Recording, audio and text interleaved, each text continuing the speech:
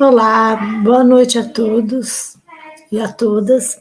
É com muita alegria que eu vou fazer a abertura da quinta ROCA, esse evento maravilhoso que nós fazemos pelo LILA, que é o Laboratório Integrado de Letramentos Acadêmicos e Científicos. Então, em nome do laboratório, gostaria de dar as boas-vindas a todos.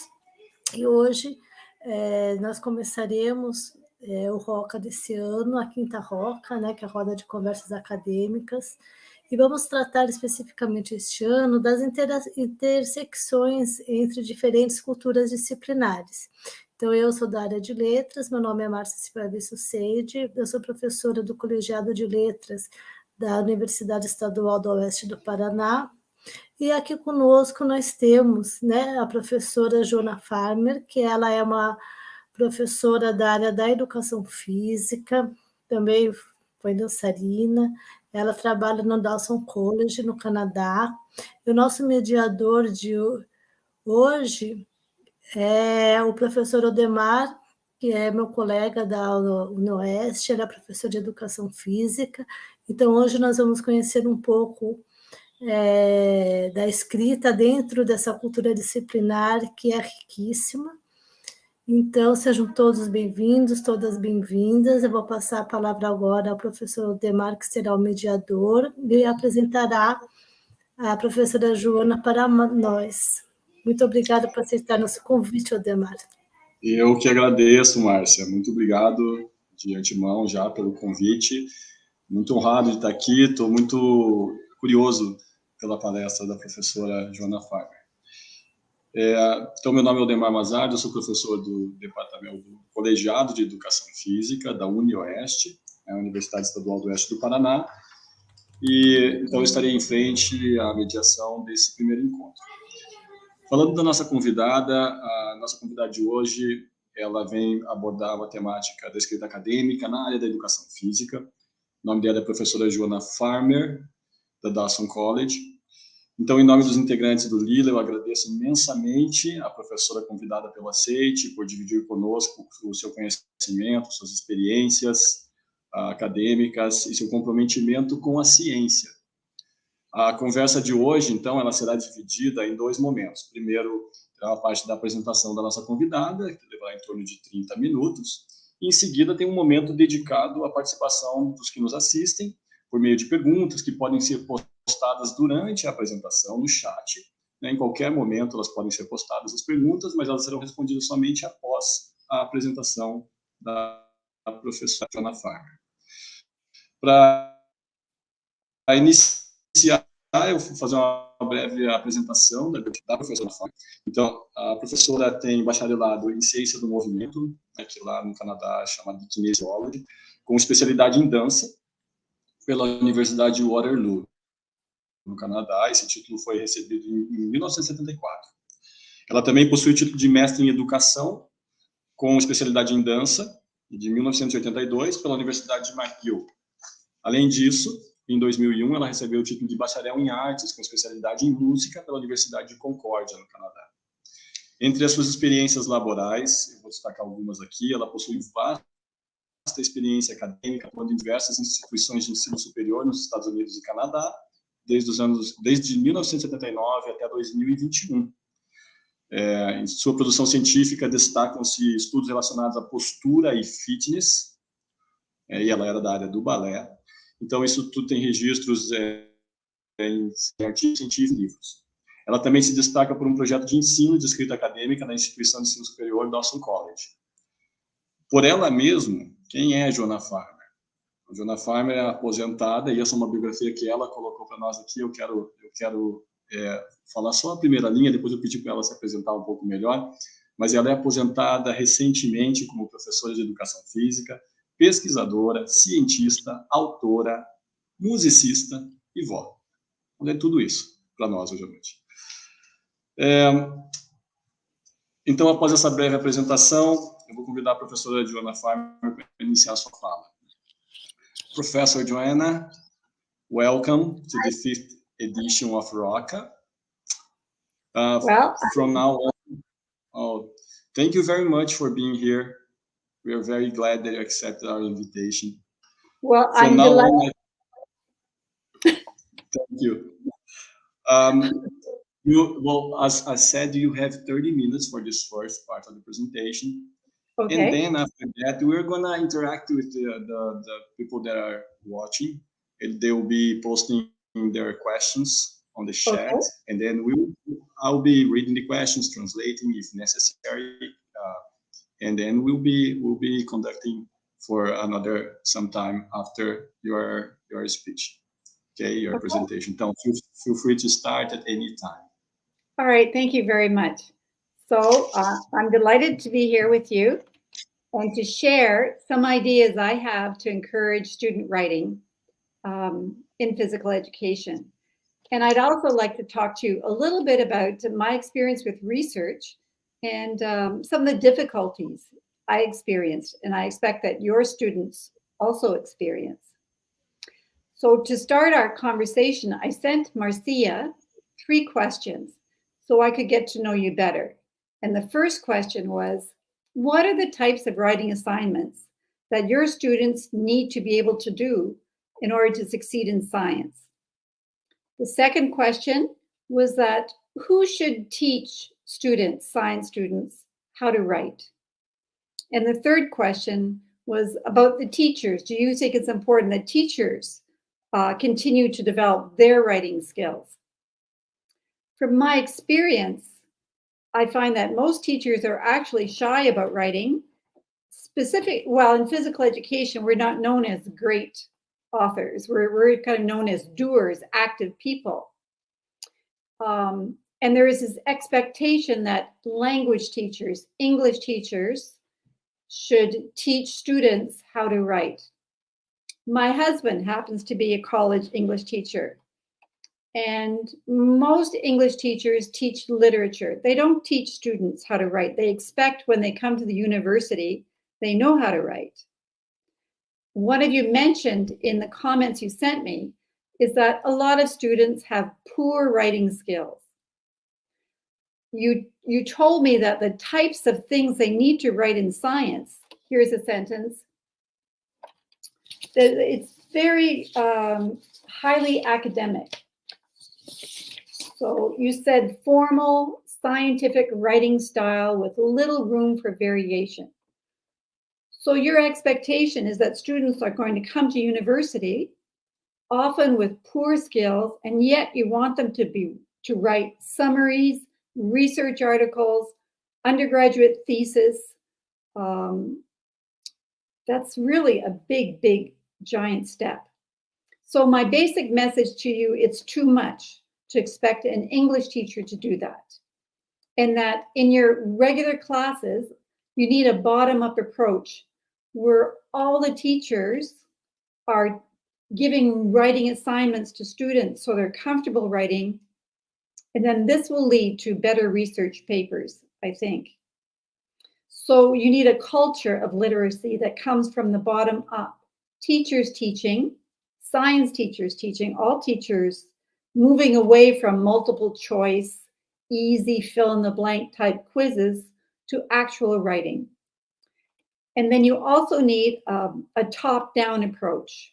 You need a mission statement from the Board of Governors, from the president of your school, from whatever administrative bodies that support student writing and research and publication.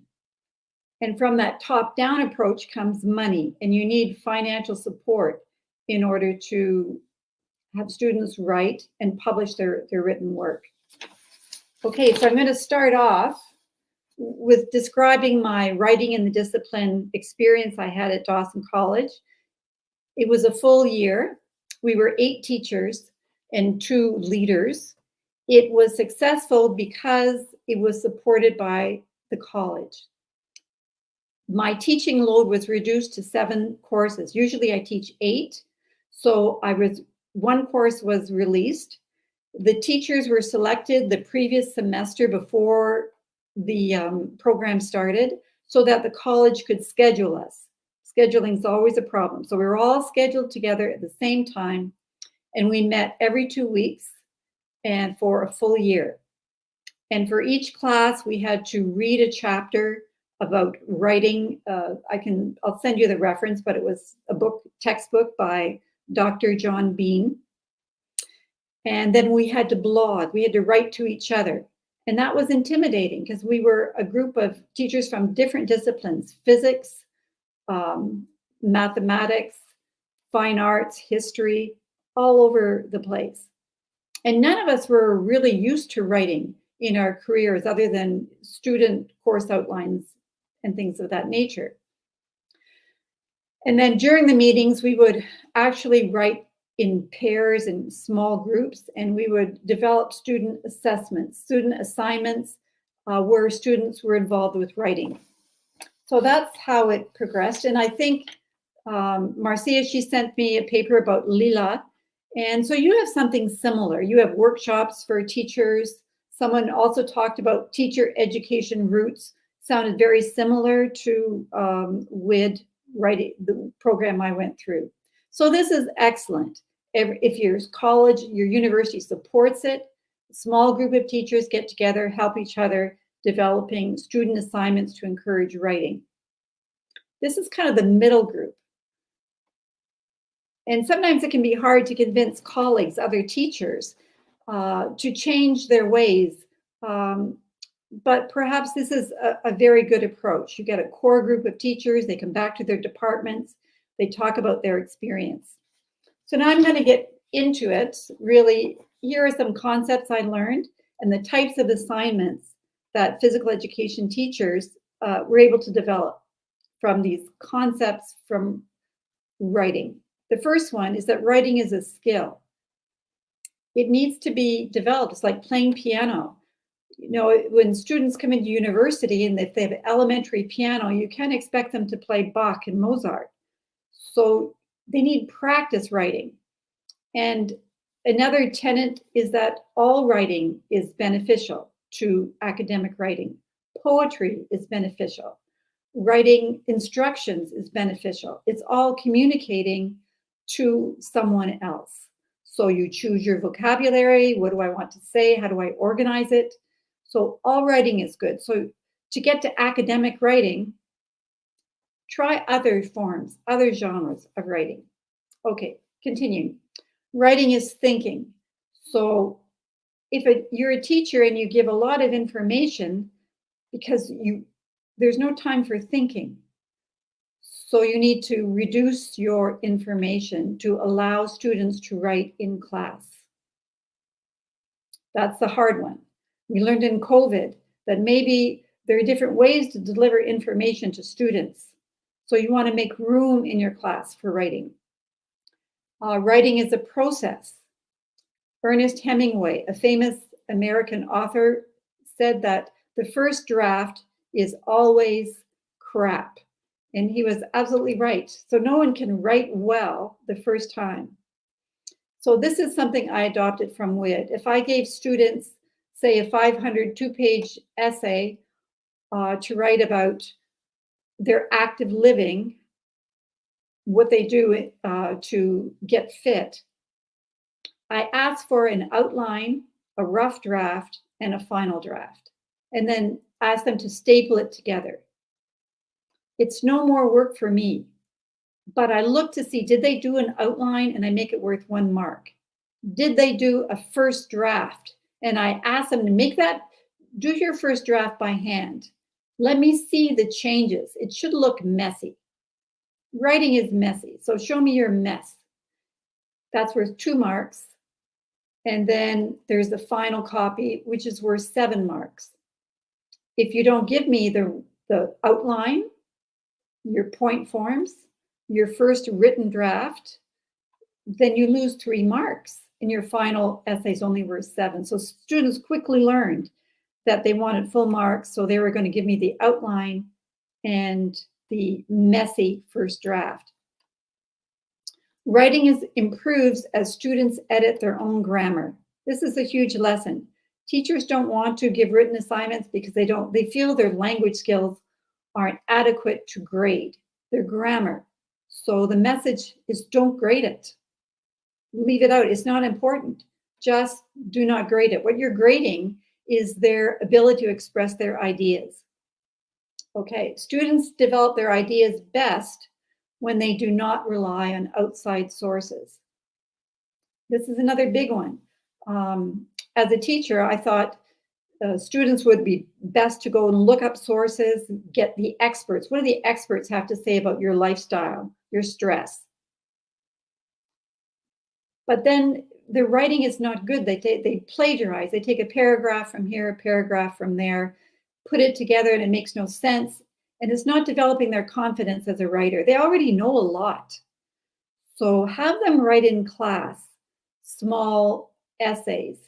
Don't give it to them for homework. In a half an hour, 20 minutes, students can write about how they think their life is affected by pollution or stress or physical activity.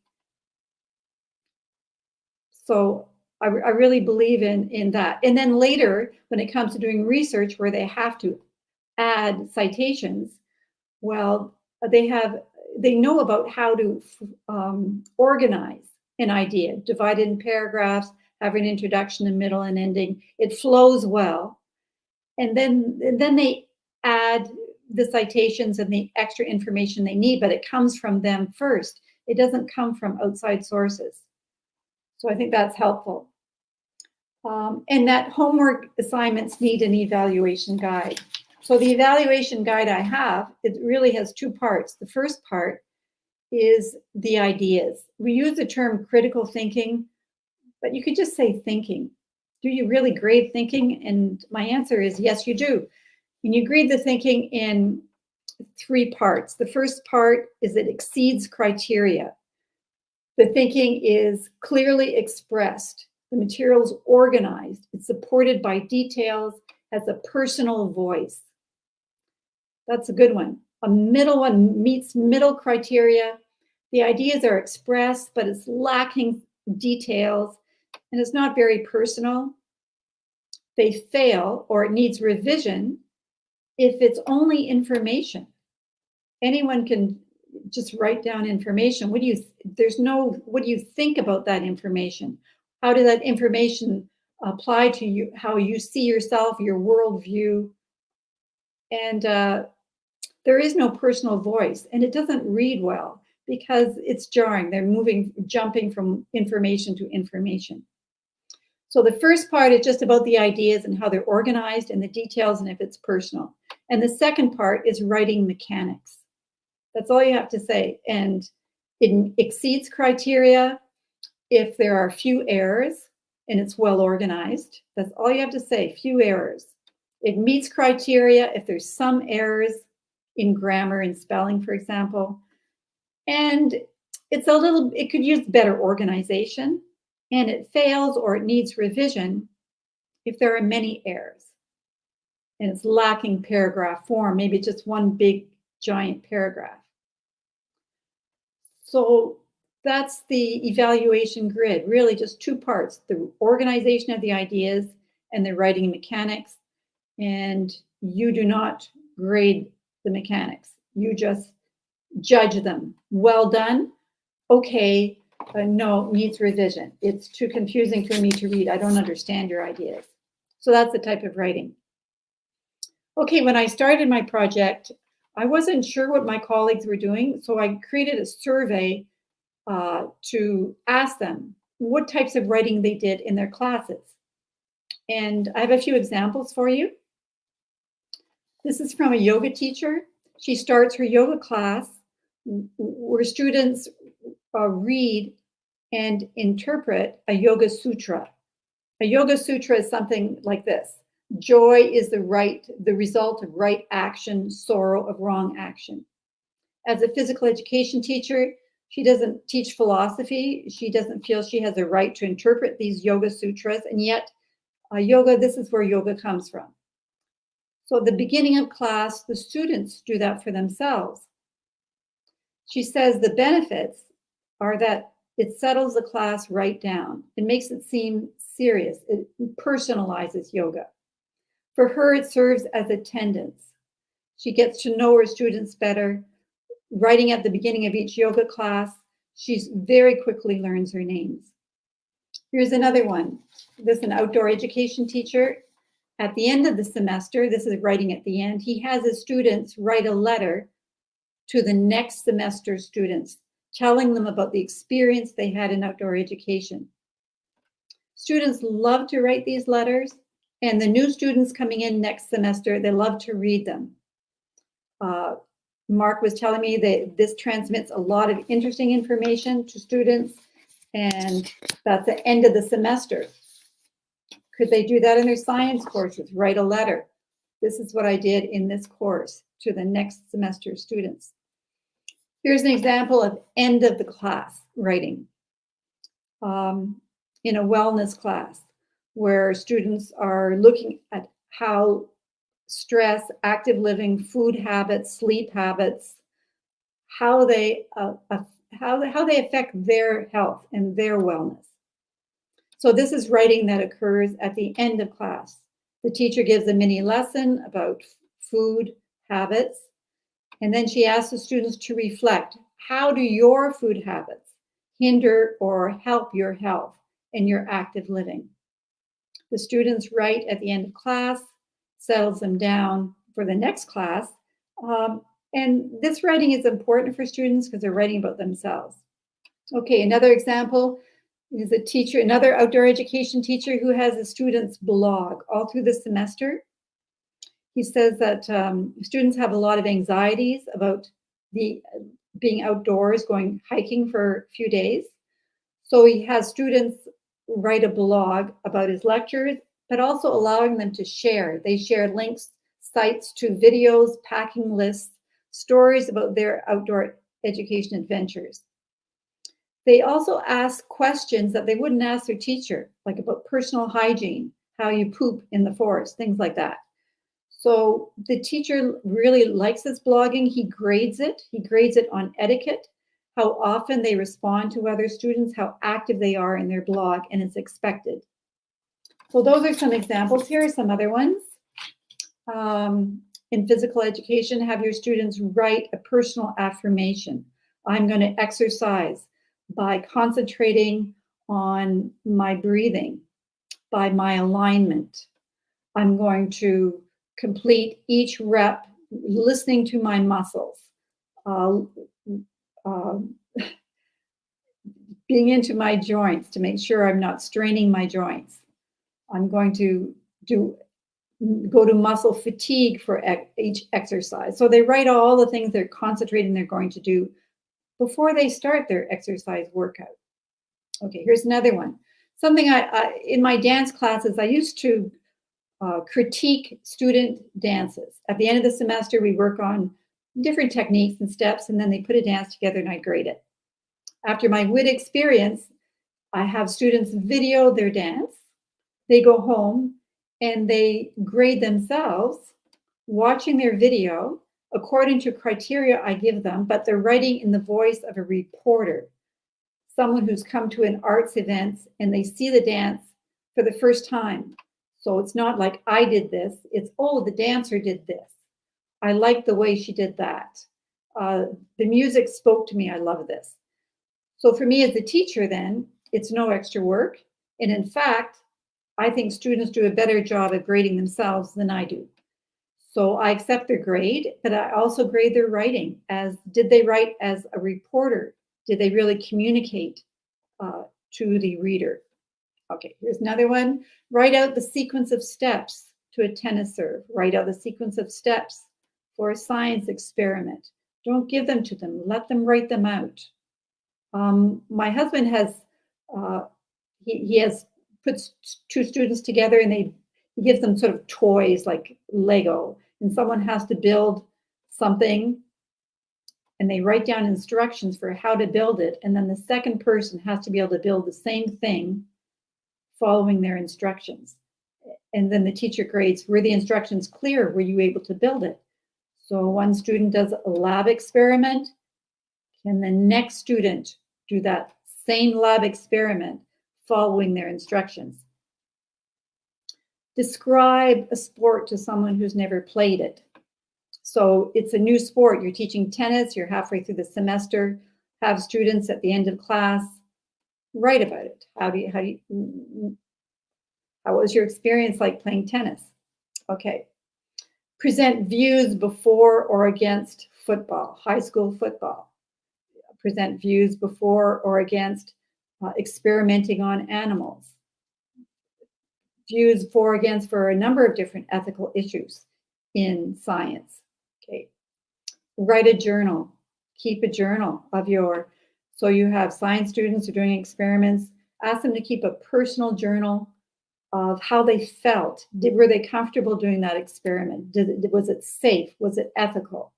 Do they see the relevance of that experiment? So less doing and information and more writing and reflecting about what they're learning and doing that writing in class.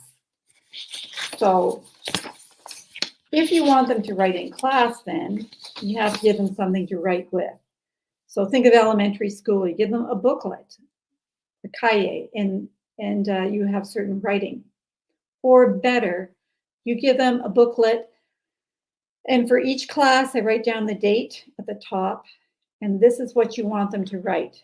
They can write the topic of the lecture. For in physical education, it might be something to do with health. Then an area for taking notes. You expect them to come to class with a pen, and in an old-fashioned way, they take notes. At the end, a one-sentence summary of what they learned, followed by a question, something they didn't quite understand, or a follow-up question. What more do they want to learn about that? And then a reflection. So the reflection is what you learned today, how does that apply to your life? Could you describe your life in relation to your sleeping habits, your active living, what we would do in physical education? So each page has a format. Name of the topic and date, followed by notes. You expect your students to take notes, followed by summary, followed by question, followed by reflection. So an individual page, you give 15 lectures, you have 15 individual pages filled out in their notebooks. You collect it maybe twice a semester. You don't read it necessarily, you just flip through it. Grade it on effort. Did they really make an effort to think about how this reflected on their life? Did they make an effort to create a question that they had? And most of them take this writing seriously, and they make their best effort, and you really get to know your students that way. And it's really not that much work than not doing it. Okay. All right. So I think that's the advice I have for writing more in the classroom, at the end, at the beginning, blogging outside of the class, however you think you can get them writing. If you want to be creative and get them to rap or write a poem, that will help their academic reading. It's all really about building confidence in their word choice and how they organize material into paragraphs and communicate it to the reader. So then I just want to talk a little bit about my experience doing research. That research needs a lot of support. I was thinking that maybe you could have a dedicated course in science or in physical education or whatever you have, whatever discipline, that it's writing for that research, a type of graduate course that would go over the types of writing they needed. When my research was on posture, it was on alignment and fitness. So I don't want to talk too much about my research, but most people, to have a perfect body, it doesn't exist. Everybody has something. Most of you have one shoulder higher than the other. Half of you have forward head. A third of you have hyperextended knees. No, I can go on and on. There is no perfect body. And great athletes have interesting challenges. Usain Bolt, the Jamaican runner, he has a rotated pelvis. He has an uneven gait. It's amazing, that he can be the fastest man in the world and have interesting things. So there isn't much information in textbooks about this. So my research was to document. I tested 500 students, college students, on their posture. And then I could say, oh yes, 60% of people have one shoulder higher than the other. What percentage have a rotation through the shoulder? If you have uneven shoulders, then you probably have rotated shoulders. And then I came up with reasons, in the literature, why we have all these things. There's a million reasons. Hand dominance, growth and development, how we carry objects, certain technology, all kinds of things. Then I also looked at fitness, because you see that athletes generally have the best posture. So muscle development has a lot to do with being able to sustain alignment, because it actually takes a lot of effort to stand tall against Earth's gravity. So that was my research. When I wrote my research up, it was rejected 3 times because the language was too descriptive. So I succeeded the last time getting my research published, because I actually hired someone. I hired a professional to read my research and help me with my writing, to get rid of all descriptive words. I needed help with citations. Too many errors with citations, I was told. So if you really want students to do research, then you could have a course where you ask them to do a scientific experiment at the level of a elementary school, something really simple. But they have to go through the whole process: review of literature, statement of the problem, discussion, methodology. So writing it up in the style of almost point form, citing each statement that they make. Practice doing illustrations, labeling figures, integrating figures into their paper. Just to expect that students would know how to do that. They really need instruction. I certainly needed instruction. Help getting, for my research, I had to ask for letters of support from physical education teachers in other colleges. So writing letters is an important part of research also. And research costs money. It costs me, more and more research costs money. If you want to read a journal article, oftentimes they'll just give you part of the article, and then you have to subscribe to their journal to see the rest of the article. More and more, we see that journals asking for subscriptions. Each time I submitted my research, I had to join a professional association. So $50 here to join a professional association, $50, $10 for a subscription to this journal. And so for me as a teacher, maybe it was $300 altogether just for the journals. Okay, it's not that much, but for students who really are living on macaroni, it's a lot of money. They don't have that money. So it's sort of a jumbled presentation here, but it gets back to the idea of the top down, having your university really support writing and research and courses that develop writing and research, and having money for students. I actually paid someone to do my statistics for me. The college offered me 10 hours of statistics. I needed 40 hours of statistics. So I hired someone. So it cost me a bit of money to do my research. And we have an Office of Academic Development at Dawson. They helped a little bit, but not enough. So does your university have an Office of Academic Development for students where they could walk in and see all the journals that are in their discipline that they could maybe apply to?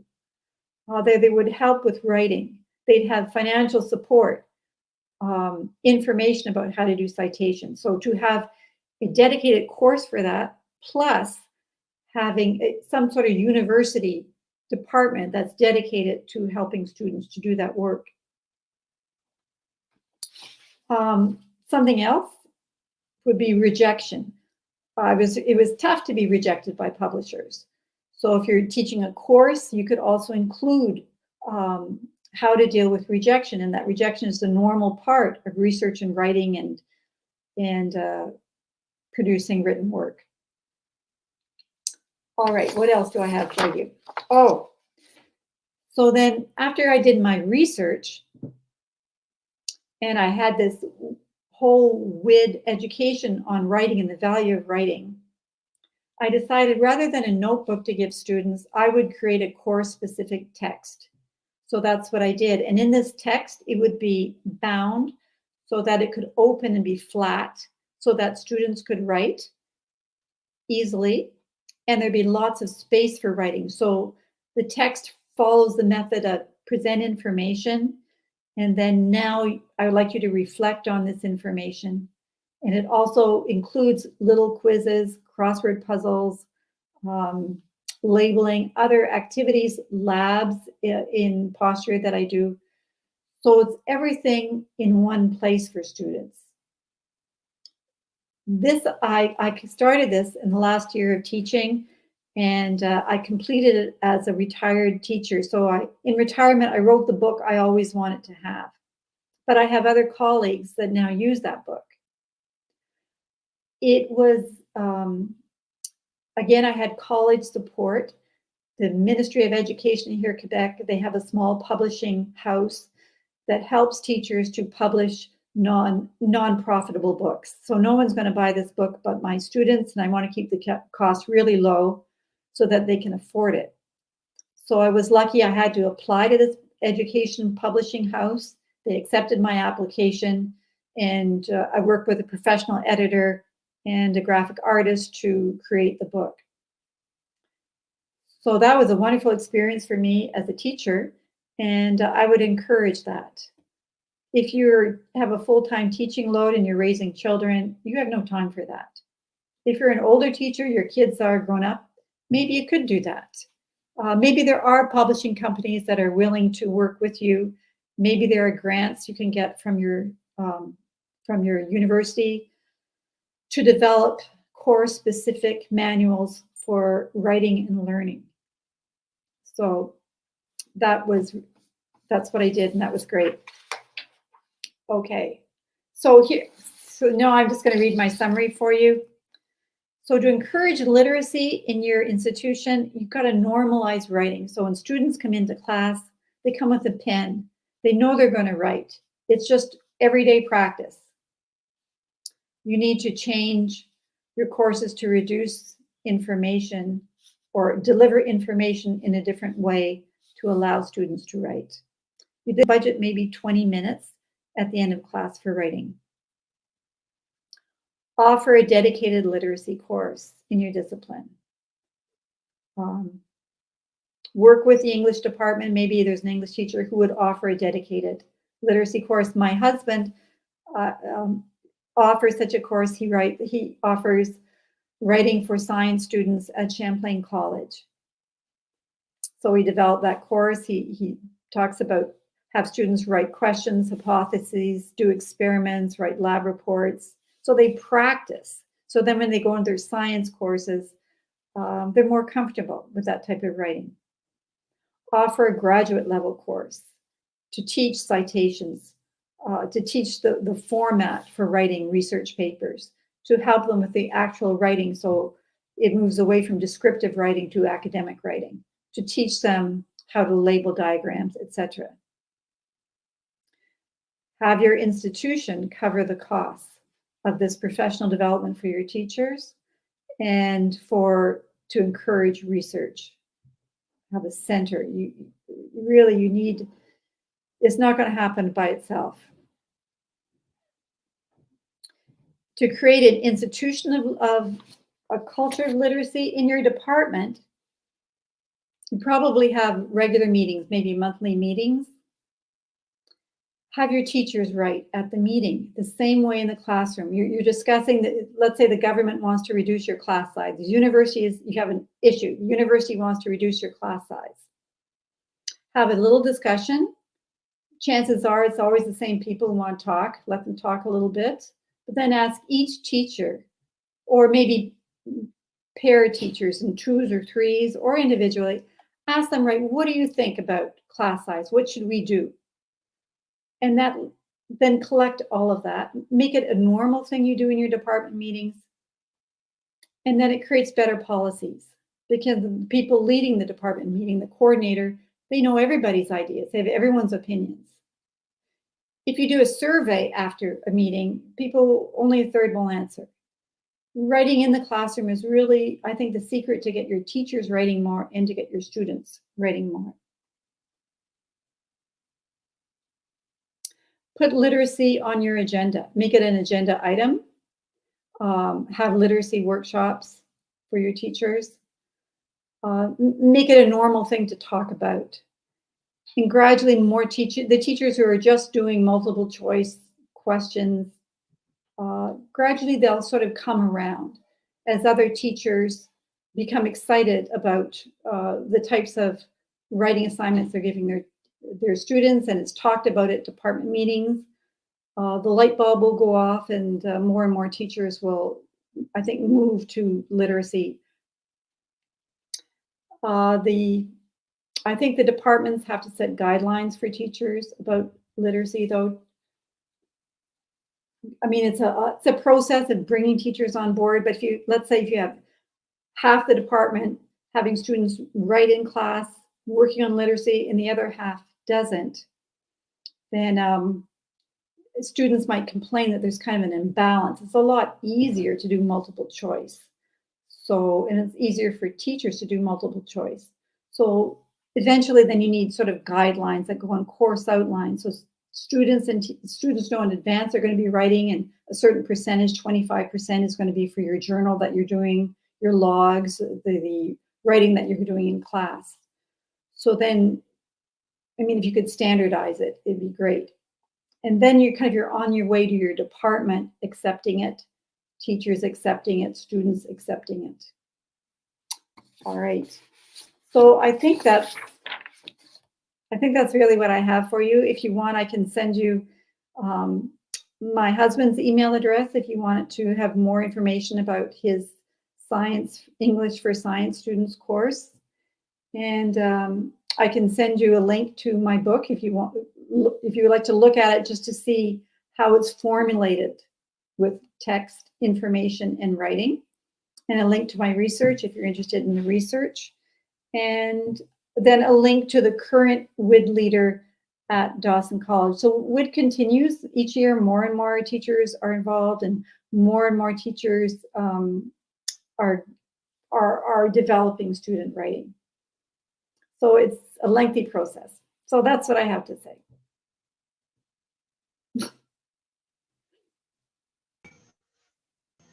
Oh, thank you very much, Professor Joanna. It was very interesting. Thank you for your presentation, for sharing with us your knowledge, your academic experiences. It was very enriching to listen to you during this time. I'm gonna just ask you. I'm gonna try to summarize some main ideas that you in Portuguese. So some people that could not follow the whole presentation because they're not fluent in English. So I'm going to try to summarize some ideas here in Portuguese, and then I'm going to come back for the questions. Sure. Is that okay? Perfect. Okay. Ok. Então, para quem está nos assistindo, eu vou trazer aqui um breve resumo do que foi falado, começando pela primeira frase que a professora colocou aqui, que a escrita é uma habilidade, ela é um processo, ela faz pensar, e ela é muito importante de ser realizada em sala de aula com os acadêmicos. E ela assim, o benefício da escrita, ela vai muito além do aprendizado da escrita, mas principalmente para conseguir refletir adequadamente sobre os tópicos que são trabalhados. Tá? A professora, ela mencionou algumas estratégias que ela utiliza em sala de aula para fazer os alunos escreverem de forma adequada, começando com simplesmente um resumo da escrita, alguns tópicos devem ser colocados na escrita, um primeiro produto, que é um produto que vai estar bagunçado, mas precisa ser apresentado também, e depois o produto final da escrita, que vem em conjunto com todas essas outras etapas que são apresentadas para a professora. Ela mencionou que utiliza essa estratégia para que os alunos pensem no processo da escrita. Ela também falou que usa rúbricas em algum momento, que isso auxilia os alunos a organizarem sua escrita. E ela mencionou uma série de exemplos que foram colocados aqui, de diferentes contextos na área da educação física. Então, onde um aluno de yoga escreveu sobre os mantras que utiliza durante a aula, outros que escrevem sobre a relação da atividade física, ou alguns trabalhos que são feitos sobre a própria experiência do aluno. Poderia ser uma escrita de um diário, poderia ser escrita de um poema. O que é importante entender é que não é tão importante o conteúdo, e sim a reflexão que é colocada através da escrita, que faz com que os alunos escrevam de uma forma mais natural, e esse processo ela espera que leve a uma maior confiança do aluno, seja escrevendo lá um poema, um relatório, e isso vai servir de base para futuramente trabalhar na escrita científica. Então, a escrita científica é um processo que ela colocou como difícil, inclusive citou algumas das dificuldades que ela mesma teve durante a sua carreira, de ser rejeitado, de ter trabalhos rejeitados, e chegar lá ao nível de desenvolvimento da escrita científica depende de uma série de fatores, mas principalmente de instrução de qualidade. Porque a escrita científica ela tem características próprias e muito específicas. Por fim, ela coloca e fala um pouco sobre a experiência que ela teve no projeto que é desenvolvimento de escrita para professores, e diz que esse é um processo, né, que é difícil, porque depende de estrutura, depende de verba para ele ser colocado em prática, mas que e é importante entender que a ideia é facilitar a escrita para que os alunos possam aprender a escrever, mas os professores também. E aí coloca várias situações nas quais ela sugere que seria bom trabalhar com os professores universitários, até para fazê-los entender a importância da escrita, e também a facilitar para o desenvolvimento da escrita. Nós todos sabemos que trabalhamos na academia, que a escrita é um processo, a gente nunca para de aprender. Então, para mim foi bastante interessante a fala da professora com relação às estratégias que ela usa em relação à escrita. So, coming back to you, Professor Joanna, thank you very much for the presentation. And now we will start the time for questions or comments from our participants. Então, quem quiser, pode colocar as perguntas aqui no chat, e a gente vai repassando as perguntas para a professora Joanna. So, Professor, I'm going to ask you a question here, as you can read, so I don't need even to read that to you. Yes. What is most important for us to empathetically and playfully teach a subject as difficult as writing? Well, start by thinking it's not difficult. Don't teach sentences and grammar and spelling. I'm sure like more and more students have access to automatic correction. So the computer is going to correct their spelling and their grammar. Get them to write about something that's personal to them, to how they see the world, and they'll enjoy it. I guess that's it. Make it enjoyable, make it personal, make it relevant. I remember when I first went to university and I was failing in everything because I didn't know how to write an essay. And the teacher gave us a prize test in class. I was on Huckleberry Finn. And I didn't have access to any books. I just had to write from my head. And I remember the first sentence was, I'd like to be on that raft, floating down the river with Huckleberry Finn. And then I just wrote from my heart. And that's what good writing is. You want your students to write meaningfully, personally, and then academic writing will come. But it's a huge leap if they're not writing at all. to go to academic writing. Okay.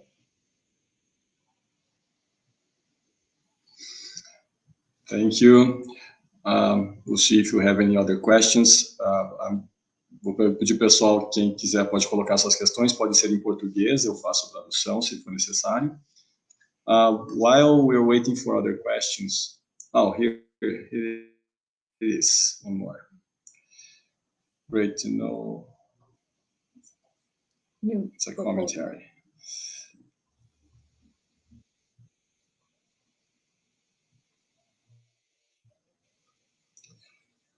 I have one in Portuguese. Em geral, in general, we give students homework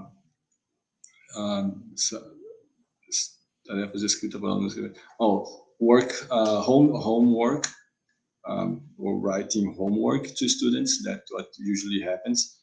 So we need to think about ways of having our students writing in class. That's a commentary of Márcia. Yes, I think so. They actually write better in class. At home, they're distracted. At home, they call their friends. At home, they cheat. At home, they use outside sources. They actually are better concentrated, and they write better in class. Okay. Yeah, I think that's so. Let me tell you that I have now an experience with some students that I'm trying to change my classes. Give you I think that this is what happened. I'm trying to change my classes, having my students to write a little more and better, and Márcia is helping me with that. But we've been using rubrics or grids, and that has helped a lot our students to understand a little better what we want from them and what's a good example or what should be in every writing that they are doing. Could you talk a little bit about how that could help students, the grids, or why is that important? Or why would it be important to use that with students?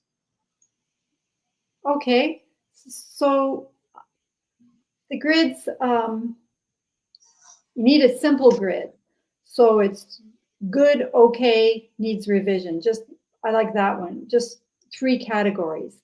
You did well, it's okay, could be better, or you didn't do well.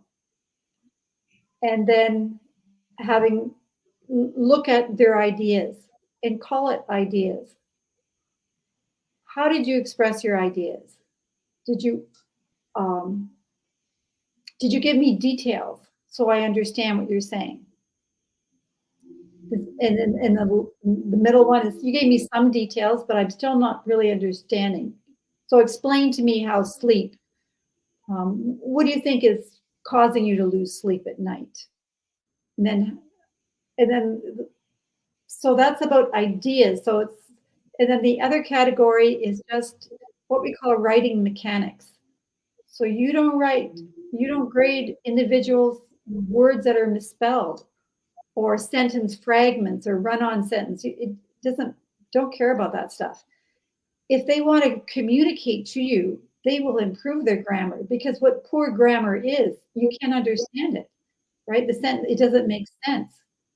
The more they rewrite, it gets better. It's like a jewel, it gets better and better as they eliminate unnecessary words. Oh, I already said that, I repeated it.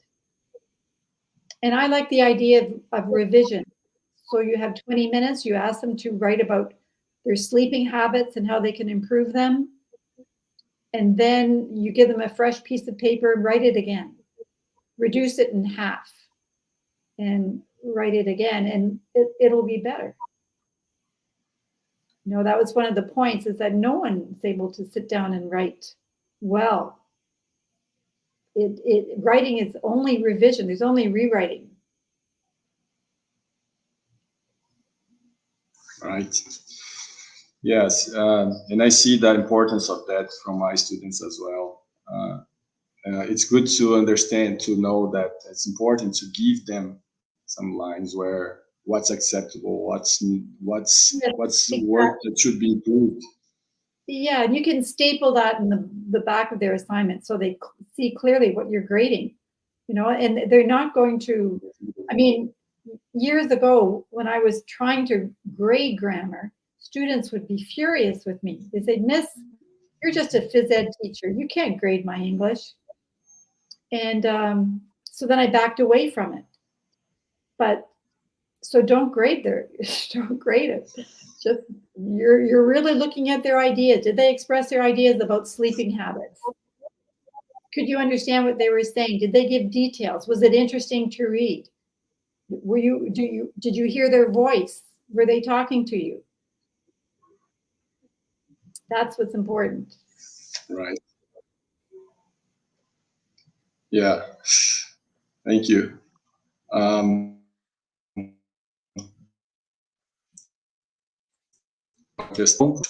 have another question for you, Dr. Farmer.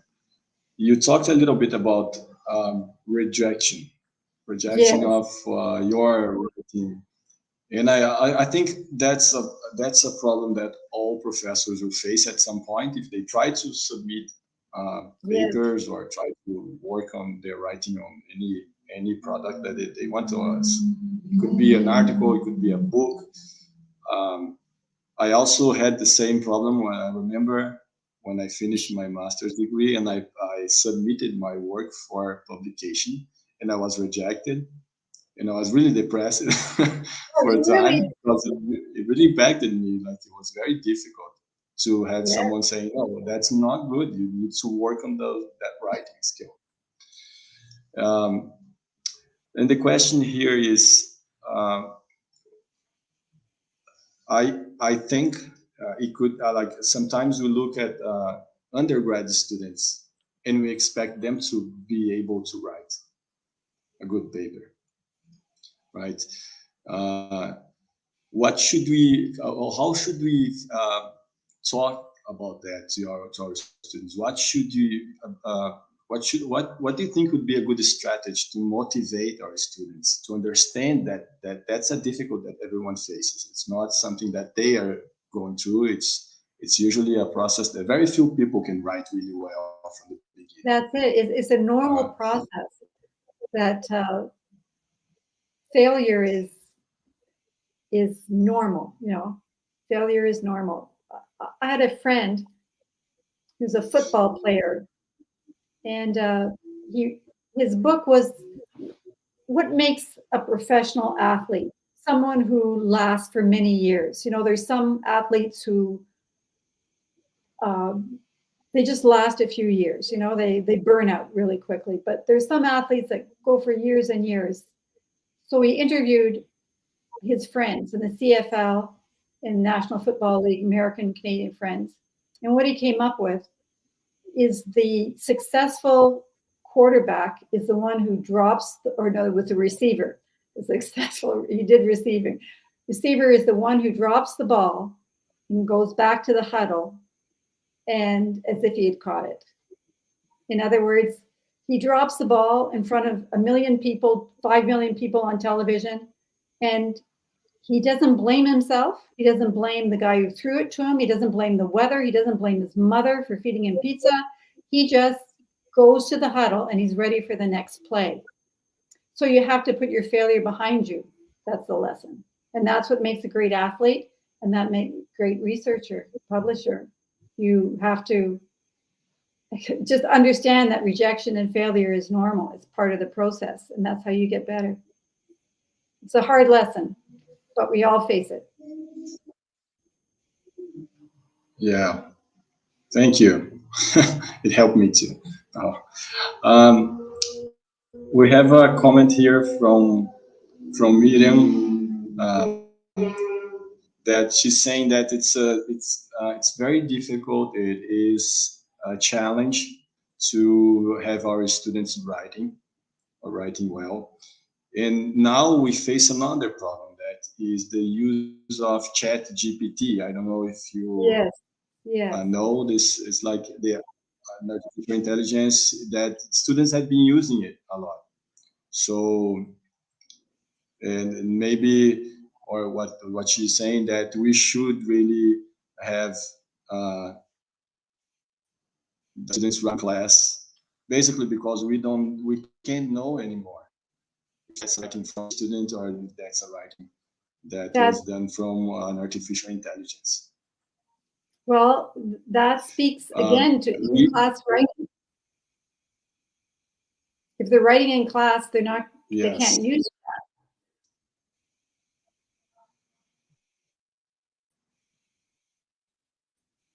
that. So, the strategy you used with the outline, the first draft, the second draft, that's really, I think that is a strategy that we could use to avoid that problem as well. Yes, right, because then you see it. They can't hand in the final draft. Yes, that's excellent, and that's so easy. So you're teaching that writing is a process, and that takes no more work on your part. It just you just glance. We have a question. Okay. Okay, we have a question here from Ana Valeria. Are you in favor or against the use of GTP? I don't know enough about it. I guess that's about. So certainly, it's open to all kinds of abuse. I could see maybe you could have students write in class and then go home and see what chat would come up with, and maybe they could use it as a way of improving their writing. I don't know, but it's not going to build confidence in themselves as writers, which is really what it's all about. Having them become confident that they can write, and they can write personal stories in class, if they can relate your subject matter to their worldview or their personal life, they can do research. But that's the first step.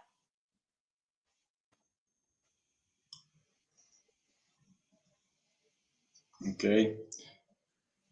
She agreed. Good. I agree.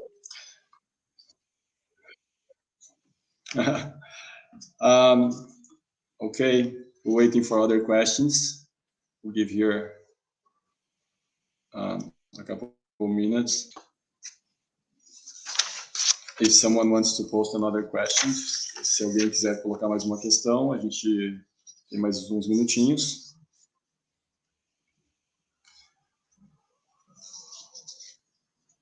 If not, we are gonna end here. But I would like to thank you very much, Professor Joanna, from the knowledge and from the sharing your experiences with us. It was very we were to learn a lot from your talk. It's important for us to see that some things that were here actually are in line with what you presented, and there's a lot for us to do still. Be better at writing. Okay, but I thank you much from the message from the thoughts you shared with us. And now I'm gonna open a space for you to do a final, leave a final message, or if you wanna tell us something else that you think would be important for us.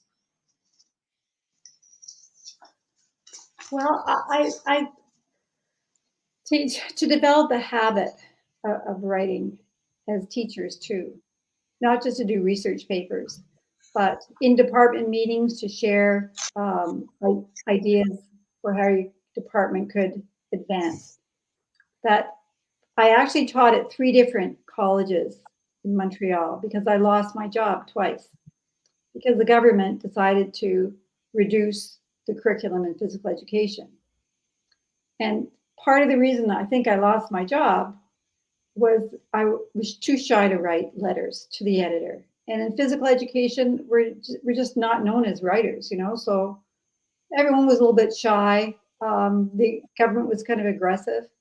So sometimes writing is important, you know, in a practical, functional way. to help you advance your discipline within your university and to communicate to your community about types of things that you're doing in science or physical education. So it doesn't become, you know, a closed Ivy League little thing. You do it, it's important. So, and teachers are not that comfortable. We're just older students, you know, we're not that comfortable writing. So have lots of opportunities for your teachers to write. If you're the chair of the department, find out about all the grants that are available. Everything that they can help to advance their own thinking about physical education or whatever it is, about their own writing, and share those tasks among different members. So lots of people get to write. Sometimes it's the same person in the department who always gets the grant, you know, to do some theoretical writing about physical education, but share it among colleagues, share letter writing, have workshops for your teachers to develop the writing. Okay, thank you very much for your final words. That were really nice to hear. And now I'm gonna just finish here in Portuguese, okay? Okay.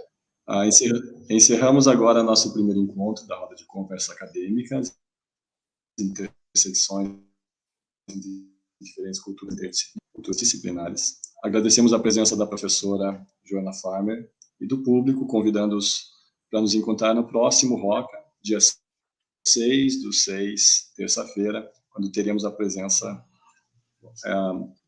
Não, essa aqui, desculpa, essa aqui é uma apresentação da passada, mas eu agradeço pela participação pelas questões que foram postadas aqui, pelo interesse e a participação nessa roda de conversa. E espero vê-los vocês, eu espero que vocês retornem para a próxima roda de conversa. Tá? Gratidão pela presença de todos e até breve. Professor Joanna, thank you very much. We're really glad for having you here. Well, it was a pleasure for me too. Nice to meet you, Oldemar. Nice to meet you.